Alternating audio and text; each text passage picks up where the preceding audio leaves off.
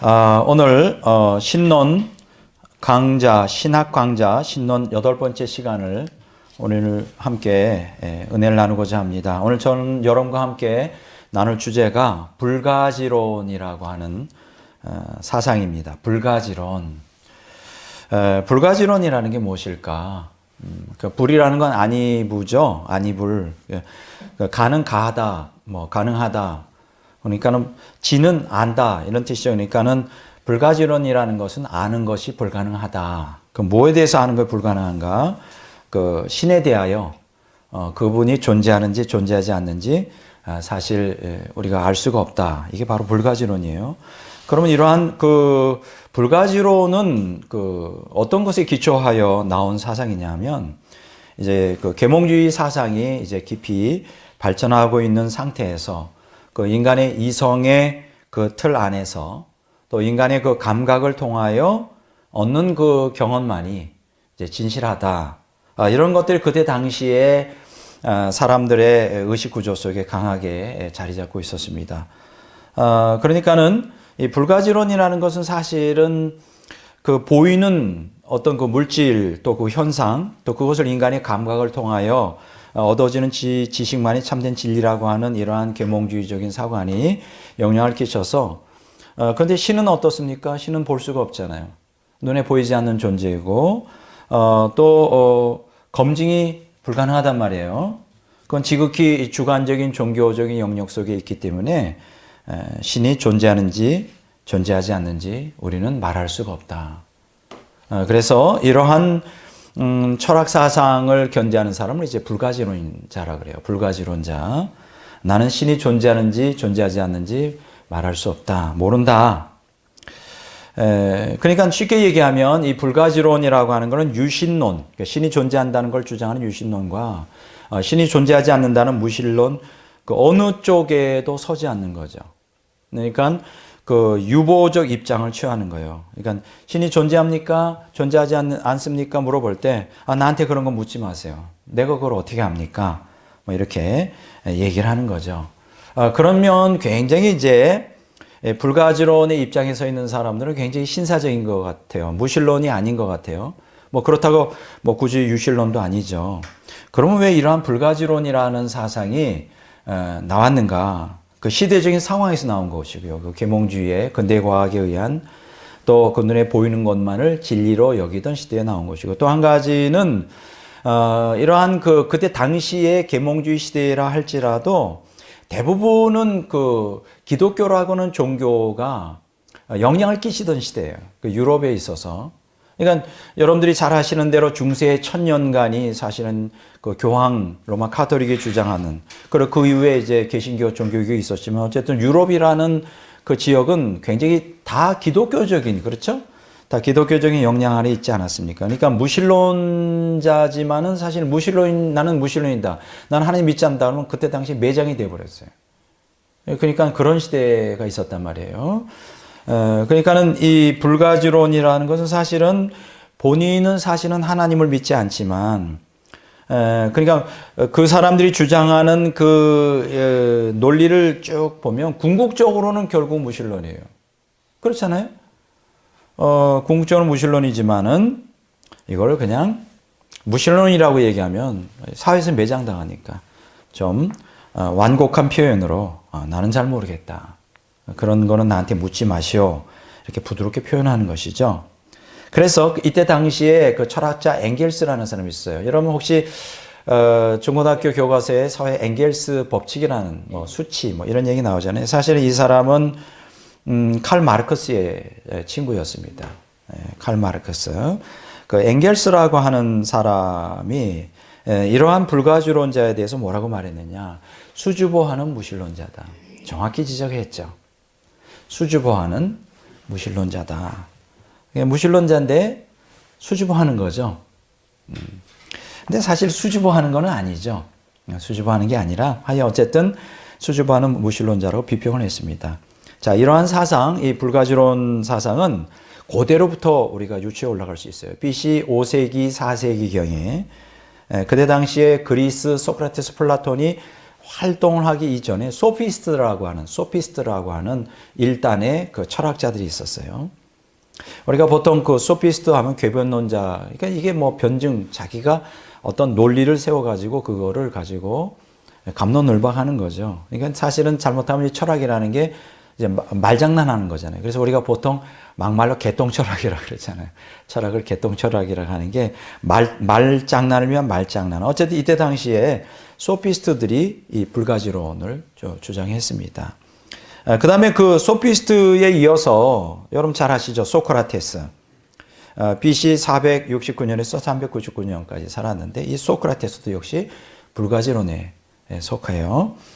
그 다음에 이제 우리가 계몽주의 시대에 들어오면서 1711년에서 1776년까지 살았던 데이빗 휴미라고 하는 사람이 있습니다. 이 사람을 우리는 회의론자라고 그렇게 말해요. 철학에서 회의론자. 그러나 또 범주로 따지면 경험론자예요.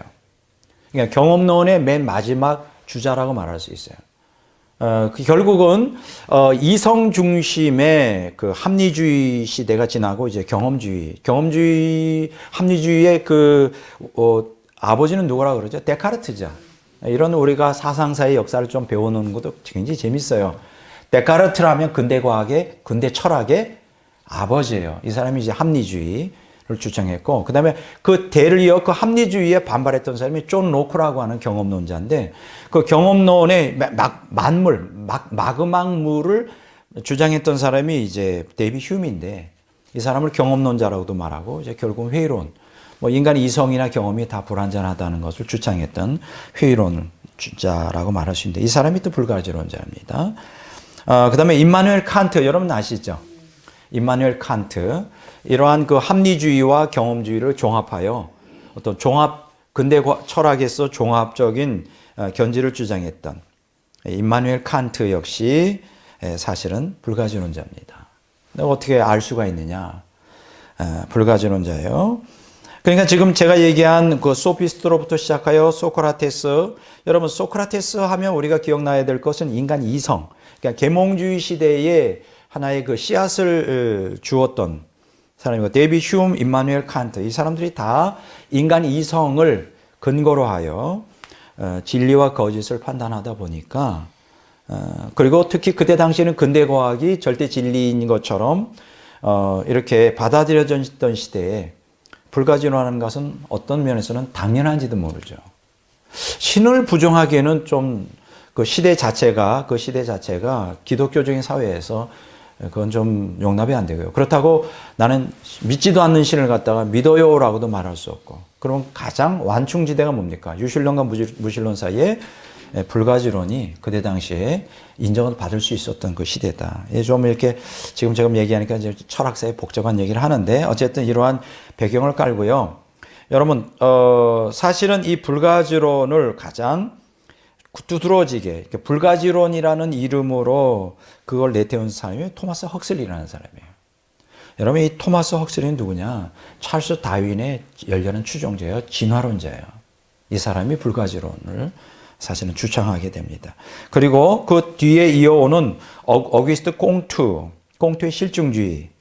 요거는 이제 19세기 중반에서 말엽에 유럽에 아주 아주 지배적인 사상인데, 실증주의라는 게 뭐냐? 인간이 그 근대 과학과 인간 이성에 의하여 검증이 안 되는 것은 다 거짓이다라는 거예요. 이게 실증주의예요. 자, 그러니까 여기서 우리가 깨닫게 되는 게 뭡니까? 불가지론이라고 하는 것이 하나의 근대 철학, 더 나아가서 근대 과학, 그리고 이런 상황 가운데서 인간의 이성을 중심으로 인간의 감각, 경험을 기초로 하여 뭐 당연히 신을 논하다 보니까 사실은 뭐 당연히 불가지론이라는 게 나올 수밖에 없지 않았겠는가, 이렇게 우리가 사상서로 말할 수 있습니다. 제가 오늘 아주 대표적인 불가지론자 한 사람을 제가 소개하려고 합니다. 그 사람이 누구냐면 찰스 다윈이에요. 우리가 보통 찰스 다윈 하면 우리가 중고등학교 때 생각나는 것은 뭡니까? 진화론이에요. 만약 귀가 못이 박히도록 우리가 배운 게 찰스 다윈의 진화론입니다. 근데 사실 이 찰스 다윈이 이 사람이 캠브리지 대학 출신이거든요.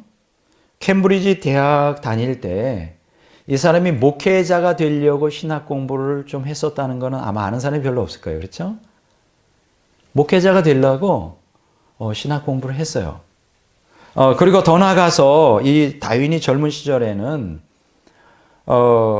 성경을 그냥 문자 그대로 믿는 아주 정통 기독교 신앙을 갖고 있었어요. 그래서 창조와 기적을 그대로 다 받아들였어요. 젊은 시절에, 좀 더 어린 시절에. 그런데 오늘 이제 우리가 찰스 다윈의 진화론 하면 뭐가 떠오르죠? 무슨 대명사처럼 보이죠? 무신론의 대명사, 무신론의 아버지처럼. 그러니까 다윈의 진화론이라고 하는 것이 무신론을 가장 강력하게 과학적으로 대변해주는 사상인 것처럼, 그렇죠? 많은 사람들이 지금 그렇게 생각하고 있습니다. 근데 재밌는 게요, 2009년도 국민일보에 나왔었는데요. 박희주 명지대학 교수가 이런 타이틀로 글을 썼습니다. 찰스 다윈은 무신론의 아버지인가? 어떻게 생각하세요? 찰스 다윈이 무신론자 같아요? 유신론자 같아요? 한번 좀 생각해 보겠습니다. 찰스 다윈은 신을 부정했는가? 이 문제를 가지고 이 박희주 교수가 이제 찰스 다윈 탄생 200주년을 맞이해서 기고를 했는데요. 그것은 어떤 사람에게 찰스 다윈에 대하여 물어보느냐에 따라 견해가 다 다르다는 거예요. 세 가지 견해가 있습니다. 첫째가 뭐냐? 리차드 도킨슨이라고 하는 사람 알죠? 리차드 도킨슨이라는 옥스퍼드 대학의 사회생물학자가 있는데 이 사람은 이렇습니다. 여러분 도킨슨 하면 우리 마음에 떠오르는 게 전통적인 진화론자예요. 그리고 더 나아가서 이 도킨슨은 이 과학이라고 하는 진화론에 근거하여 철저히 무신론을 강력하게 주장하는 사람입니다. 그래서 이 리차드 도킨슨에게 물어봤어요. 자, 찰스 다윈은 무신론자인가요? 유신론자인가요? 당연히 무신론자죠. 라고 말합니다. 물론 다윈 이전에도 무신론이 논리적으로는 가능했지만 아주 지적으로 과학적으로 만족스러운 무신론자가 될 수 있도록 확고하게 뒷받침해 준 사람이 다윈 아닙니까? 진화론이라고 하는 과학적인 근거에 의하여 신은 당연히 존재하지 않는 것이죠. 이렇게 이제 리차드 도킨슨이 얘기했습니다. 자, 그러한 사상을 어디에 어필했는지 알아요? 그 리차드 도킨슨의 그 대표적인 책이 있어요. 읽어보셨는지 몰라요. 만들어진 신이라는 책이 있습니다. 한번 저는 그 다양한 책을 읽습니다. 기독교의 호의적인 책도 있고요. 기독교의 적대적인 책들도 많이 있습니다. 그 왜냐하면 도대체 어떤 마인드로 무슨 논리로 그들이 기독교를 반발하는 것일까 알아야 되잖아요. 어쩌면 그들이 기독교의 진리를 반박하는데도 뭔가 이유가 있을 거 아니에요. 여러분 버틀란드 러셀의 그 대표적인 기독교를 반박하는 책이 뭔지 아세요? 나는 왜 기독교인이 아닌가? 그렇죠. 왜 나는 기독교인이 안 되었는가? 뭐 이런 거. 그 사람이 거기에서 반박하는 두 가지 이유가 있어요. 내가 기독교 하나님 믿지 못하는 이유. 첫째는 그 증명이 안 된다는 거예요. 이성 중심의 이 사회에서 치는 보이지 않는데 인간 이성으로 받아들일 수 없다는 거예요. 인간 이성 중심이니까. 근대 과학이니까. 두 번째는 뭐냐면 이 세상에 존재하는 그 악으로 인한 고통 때문에 신이 정말 존재한다면, 사랑의 신이 존재한다면 그럴 수 없다는 거죠. 근데 아마 버트란드 러셀 말고도 대부분 다 이렇게 이 논리로 주장을 합니다. 이런 얘기를 해요. 근데 어쨌든 도킨스는 아주 당당하게 진화론이 과학이라고 말하면서 이 과학적인 증명이 되어 있지 않아요. 그런데 어떻게 신이 존재할 수 있느냐. 그래서 찰스 다윈은 무신론의 아버지다. 무신론자다. 딱 이렇게 얘기합니다. 자, 두 번째 이제 또 한 군이 있어요. 이 사람들이 뭐냐? 기독교 단체인데 창조과학회 들어보셨죠? 뭐 지금은 조금 한물을 갔는데 사실 1980년대만 해도 90년대, 2000년대 뭐 대단했습니다. 일단의 그 과학자들, 교수들이 이제 과학자들이죠. 기독교인인데 이제 과학적인, 현대 과학적인 증거들을 대고 진화론을 굉장히 반박하는데 참 많은 도움이 됐습니다. 나는 물론 창조과학계가 좀 문제도 있긴 하지만 진화론의 아주 그 정면으로 현대 과학을 가지고 도전했다는 거 굉장히 용기가 있고요. 참 훌륭하다 이렇게 말합니다. 이 사람들한테 물어보세요. 찰스 다윈은 어떤 사람입니까? 당연히 진화론은 신을 부정하는 무신론자라고 말하죠. 그렇죠? 무신론자예요. 당연히 진화론을 주장한 찰스 다윈은 무신론자이죠. 이렇게 답을 할 수 있어요. 여러분, 찰스 다윈은 언제 태어난 사람 같아요? 1809년에서 1882년까지 살았던 사람이에요. 이런 것들은 좀 어느 시대의 사람이었는지. 이때 당시에는 여러분 그 근대 과학이 절정을 이룰 때입니다. 아직은 20세기 들어오기 전이잖아요. 근데 사실은 그 20세기부터는 뭐가 나타납니까? 이제 현대 과학이라고 하는 이름으로 서서히 시대가 바뀌죠. 여러분 잘 아시는 1905년에 이제 아인슈타인의 상대성 이론, 이게 현대 과학의 이제 시발점입니다. 그리고 1920년에 양자역학이라는 게 나요.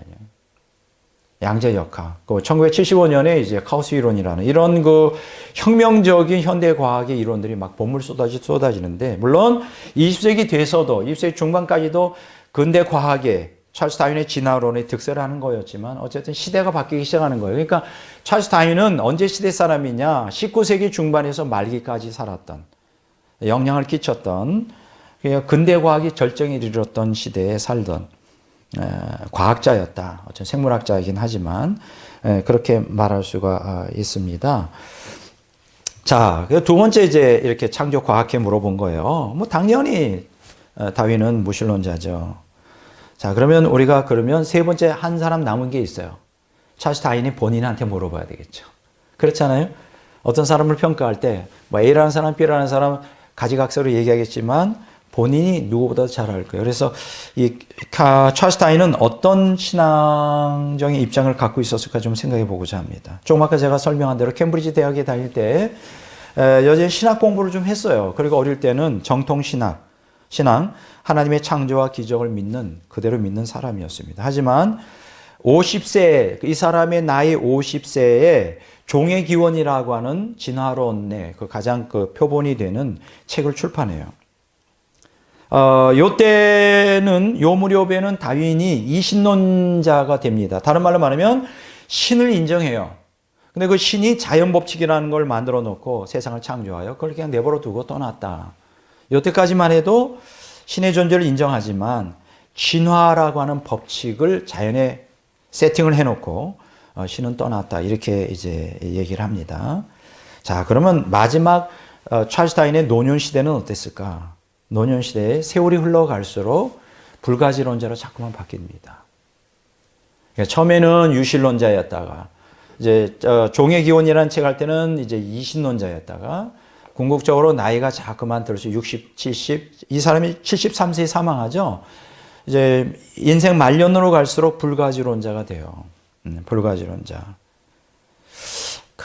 그런데 재밌는 것은 뭐냐면 그 사람의 이제 편지를 보면 그 사람의 그 실상을 아는데 노년이 돼서도 굳이 그는 주장합니다. 나는 신을 부정한 적이 없다. 단 한 번도. 그렇다고 적극적으로 신을 믿은 적도 없지만 나는 무신론자가 아니다. 끝까지 주장합니다. 나는 신을 부정하지 않는다. 무신론자가 아니다. 결국은 이제 죽을 때 불가지론자로 끝나죠. 근데 재밌는 것은 다윈이 이제 인생의 삶 속에서 나이가 들수록 점점 불가지론, 더 나아가서 무신론 쪽으로 가게 됩니다. 신앙이 악화돼요. 신앙이 악화됩니다. 그렇지만은 결론적으로는 뭐 신 자체를 부정하지는 않아요. 그럼 어떻게 생각해요? 신을 부정하지 않았으니까 무신론자는 아닌가요? 궁극적으로 다윈은 이제 불가지론으로 이제 결국은 귀결되는데 여러분 어떻게 생각을 하세요? 사실은 여러분들이 기억하셔야 될 것은 다윈은 30세 때부터 진화론이라고 하는 사상을 그 마음속에 갖고 끊임없이 연구를 했던 사람이에요. 그런데 그 진화론을 연구했지만 왜 그가 불가지론이나 무신론자가 되지 않고 왜 유신론자로서 갖고 있었을까? 의문이 나죠. 거기에 이제 한 가지 중요한 하나의 실마리를 제공해 주는 하나의 그 일이 있어요. 그때 당시에는 이제 결혼을 주로 사촌하고도 했어요. 그러니까 이 다윈의 사촌이죠. 동생이죠. 그 사촌 동생이 있었는데 이 사람을 이제 자기 이제 아내로 이제 삼았거든요. 그 부인이 이제 부인을 자기 아내로 삼았는데 이 아내를 지극히 사랑합니다. 중요한 것은 이 부인이 독실한 기독교인이에요. 이 부인이 아주 그 아내가 있었는데 굉장히 아주 독실한 기독교인이었습니다. 그래서 자기 사랑하는 아내가 독실한 기독교인인데 이 부인은 항상 영원토록 죽어서도 천국에서 영원토록 자기 남편과 함께 살기를 원했던 정말 그 다윈을 굉장히 사랑했던 여인임에 틀림없습니다. 근데 이 사람의 이름이 엠마예요. 엠마. 부인의 이름이 엠마입니다. 그런데 그 아내가 너무 독실한 신앙이고 죽어서도 영원히 천국 가기를 원하는데 자기가 만약 이 진화론은 결국은 궁극적으로 핵심은 하나님의 창조를 부인하는 거잖아요.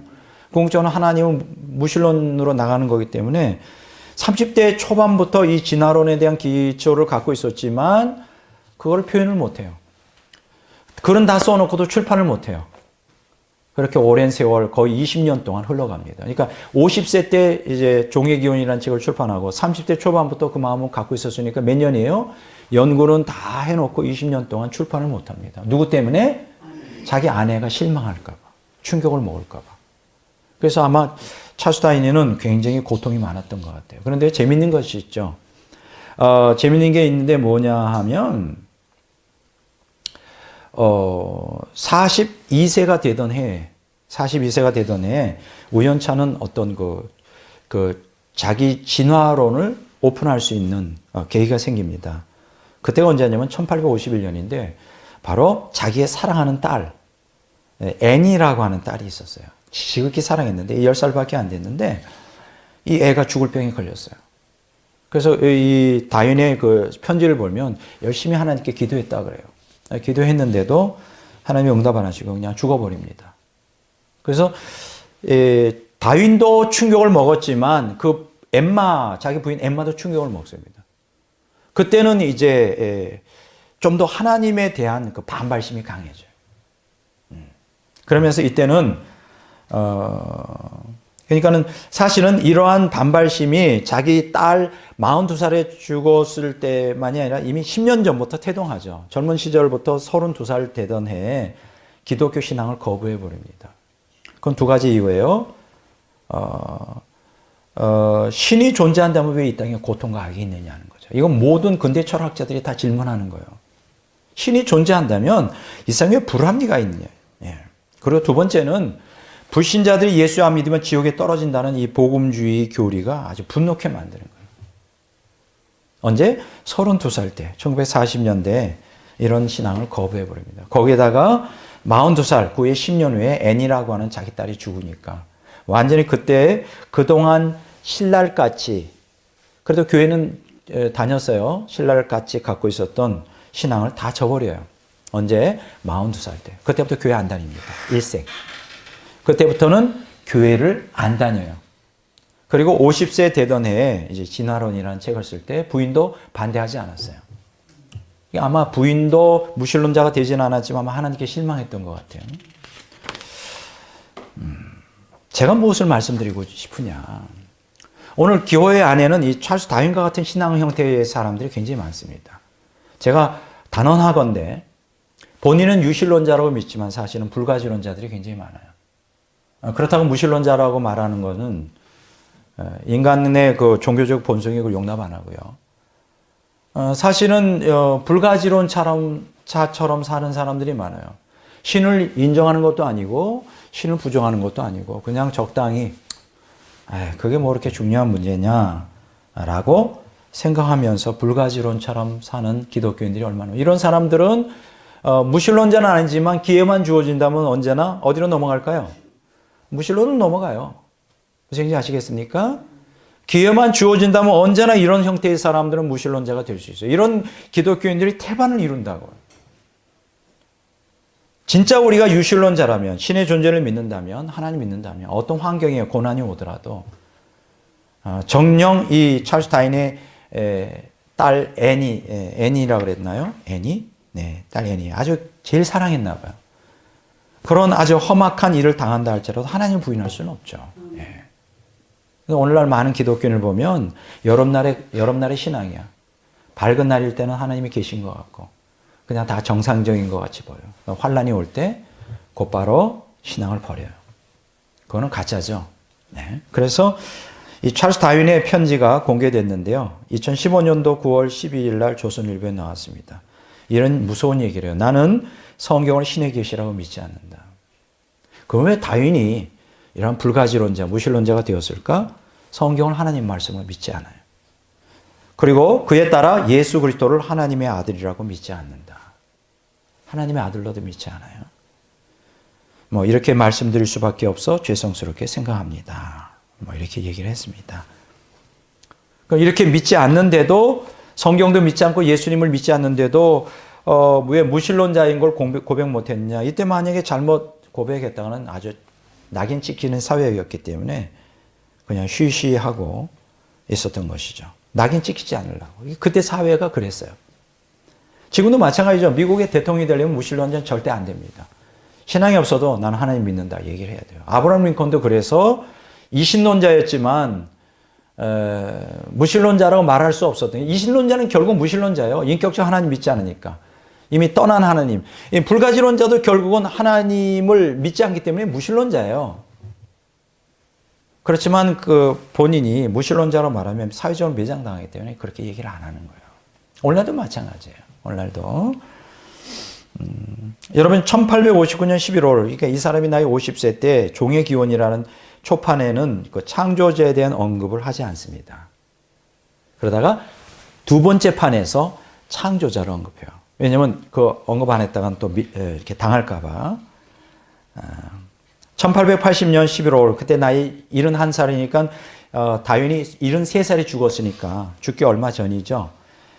그의 독실한 기독교 신자인 변호사 프랜시스 맥더모트라고 하는 사람이 다윈에게 편지를 씁니다.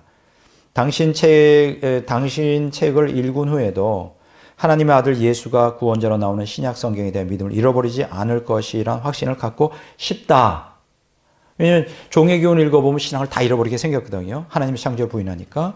그러면서 신약 성경을 믿느냐라고 질문했어요. 그러자 다윈이 이제 비공개를 해 주십시오 하고 답장을 합니다. 1876년에 그의 다윈의 자서전에 뭐 이렇게 얘기해요. 나는 신이 있는지 없는지 모르는 불가지론자로 남는 것을 만족한다. 결론 끝. 그래서 우리는 다윈 하면 이제 오늘 제가 이제 불가지론에 대해서 얘기를 하는데요. 불가지론자라는 걸 알 수 있어요. 자, 여기서 결론은 뭡니까? 자, 불가지론은 뭐예요? 무신론이에요. 수주보하는 무신론자예요. 불가지론자라는 것은 무신론자지 유신론자가 아닙니다. 이거 오늘 많은 사람들이 그렇게 무신론자라고 말하는 게 굉장히 지금도 쉽지는 않아요. 굉장히 어설픈데 무신론자로 말하지 않고 그냥 불가지론자다. 편하잖아요. 그렇게. 이렇게 불가지론이라고 하는 것에 그렇게 될 수밖에 없었던 건 그때 당시 시대적인 것. 근대 과학이 발달하고 이성을 중심으로 보이는 것을 감각으로만 받아들이던 시대예요. 근데 이제 그러한 그 사상들이 오늘날 보면 굉장히 어리석죠. 어떻게 생각하세요? 어리석다고 생각하지 않아요? 현대 과학이 발달한 이 시대에 꼭 보는 것만, 우리 눈에 보이는 것만 존재합니까? 제가 이렇게 요 근래 보면 귀신 들린 사람이 굉장히 많아요. 근데 귀신 들린 본인들은 너무나 그걸 심각하게 생각해요. 진짜. 아니요, 그냥 정신적인 일시적인 현상이라 그러면 뭐 그럴 수도 있잖아요. 사람이 뭐 불면증도 생길 수 있고 좀 기분이 좀 이상할 수도 있고 뭐 신체적인 어떤 호르몬의 불균형 때문에 얼마든지 그러한 이상한 현상이 나타날 수 일시적으로. 이건 일시적인 게 아니라 1년, 5년, 10년, 20년씩 이게 본인은 귀신을 경험하는 본인은 눈에는 보이지 않아서 다른 사람은 모르지만 가만히 있으면 멀쩡하잖아요. 그런데 본인은 누구보다도 잘한단 말이에요. 그 보이지 않는 귀신이 존재한다는 거, 자기 몸 안에, 영혼 안에 있다는 거를 안다는 거예요. 추상적인 개념으로 생각하는 게 아니라 사실로서 경험되어진다는 거예요. 그러니까 이 교회 새벽 2시고 3시고 오죠. 집에서 그 먼 거리에서 귀신이 불이 왔다 갔다 하니까 발작을 하니까 귀신의 경험을 통하여 우리는 하나님이 존재한다는 걸 알 수 있어요.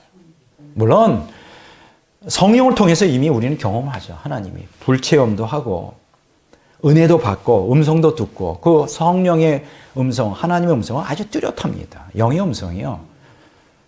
저 경험해 보면 아주 선명해요. 그냥 이렇게 자기가 머릿속으로 주관적으로 생각하는 게 아니라 하나님의 음성이 이렇게 들린다고요. 이렇게 뚜렷하게. 그러니까는 여러분이 하나님은 워낙 광대하시고 위대하신 분이라 사실은 이게 객관적인 증명이 쉽지는 않죠. 뭐 하려면 할 수 있지만 신존재 증명에 대해서.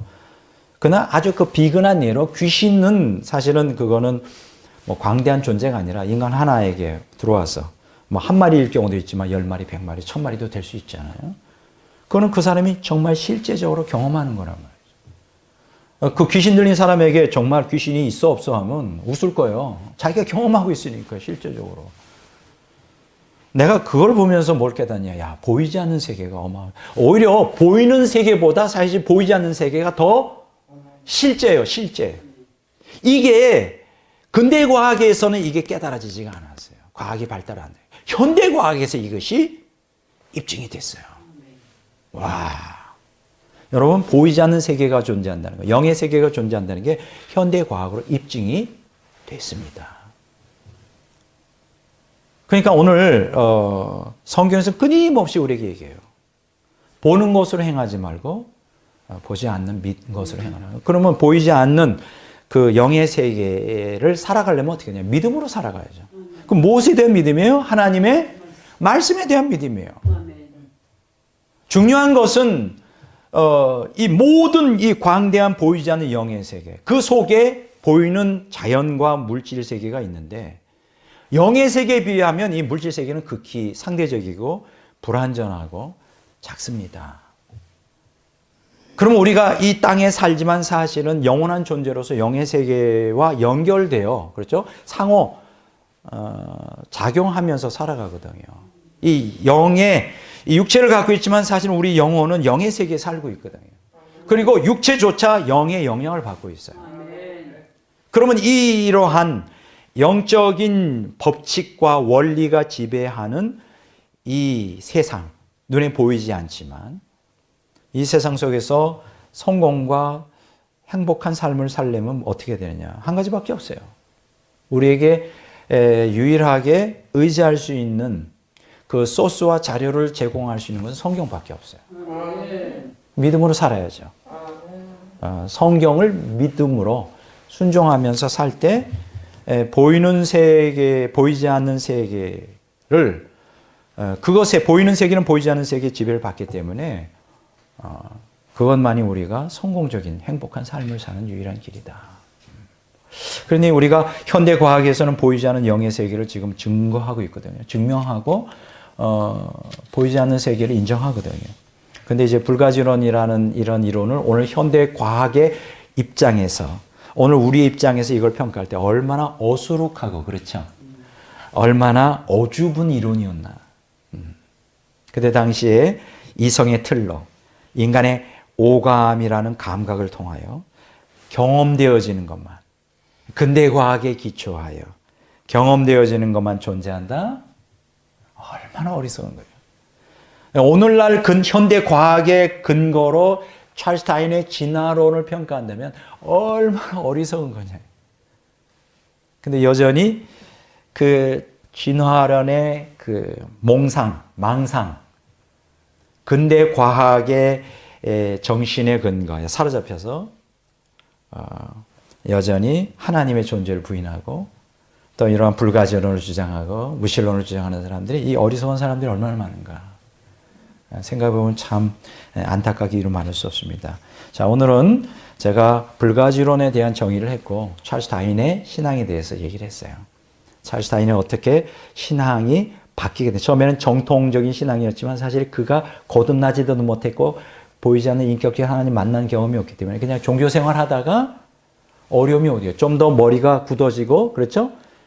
이성적으로 깨고 여러 가지 삶에서 환경에 어려움이 오니까 곧바로 뭐로 바뀝니까? 이신론이나 더 나아가서 무신론이 돼버리는 거예요. 불가지론자. 오늘 그래서 우리가 가장 절박한 게 뭘까? 나는 이렇게 생각해요. 하나님 만나는 것이다. 생명으로 하나님 말씀을 경험하는 것이다. 나는 이렇게 생각해요. 이것 없이 나이가 들고 공부를 하고 그러면서 많은 이 세상의 역경과 고난 가운데 어떻게 하나님 믿는 신앙을 지킬래? 도중에 다 떨어져 나가. 가라지처럼 쭉정이처럼 다 이런 사람들이 한둘이 아니에요. 차이스타인은 그 수많은 예 중에 하나죠. 뭐 아브라함 링컨도 마찬가지고 톨스토이도 마찬가지고요. 슈바이처 박사도 아주 어린 애, 그 다 기독교 국가 아닙니까? 독일이라는 게 루터교 아닙니까? 다 처음부터 태어날 때부터 세례받고 태어날 때부터 다 교회 생활하고. 근데 내가 생각할 땐 그래요. 교회 생활이 중요한 게 아니라 거듭나야 된다. 거듭나야 돼. 하나님을 인격적으로 만나고 그렇죠. 거듭나는 예수님의 십자가의 그 은혜를 성령을 통해 경험해야 된다. 그런 경험 없으면 아무리 그 사람이 종교생활을 많이 해요. 아무리 어릴 때 착하고 좋은 의도로 살아도 도중에 다 머리가 굵어지고 삶의 고난 가운데서 다 넘어가요. 다 넘어가. 저는 고등학교 2학년 때 거듭나는 경험을 했는데 저는 와 그게 얼마나 소중한 것인지 몰라요. 저에게 그런 획기적인 예수님 만나는 경험이 없었다면 저도 뭐 다를 게 하나도 없죠. 목사라고 별겁니까? 머리가 굵어지고 세상 사상 배우고 삶에 어려움이 있으면 다 하나님 부인하게 돼 있어요. 만나야 된다니까. 만나야 돼. 예. 오늘 이런 생각을 오늘 가지면서 누구나 다 불가지론자가 될 수 있어요. 예수님 못 만나면 교회 다닌다고 해서 끝까지 그 신앙을 유지할 수는 없는 것입니다. 그래서 오늘 이 불가지론자라는 주제로 그래서 오늘 우리가 확실히 예수님 만나야 되고 근대 과학의 그 망상 빨리 뛰어넘어 현대 과학적인 보이는 것이 아닌 보이지 않는 세계가 존재한다는 과학적으로 입증된 이것들을 받아들이면서 하나님 말씀만을 믿음으로 의지하여 살아가는 이게 우리에게 유일한 인생에서의 행복과 성공을 보장해 주는 것이다. 저는 이렇게 생각을 합니다. 오늘 여기까지 강의를 우리가 하도록 하겠습니다.